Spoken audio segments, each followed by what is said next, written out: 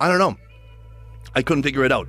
And so I think maybe in the right dose, like too much of anything is bad. A little bit of cough syrup, great. The whole bottle, I did that one time. Huge mistake. Yeah. You know when you watch the news and they're like, hey, kids are doing this and they shouldn't be. And you're like, fuck, you can get high from cough syrup? Right. I was like, I'm going to do that. And I did it, and it was like the worst 24 hours of my life.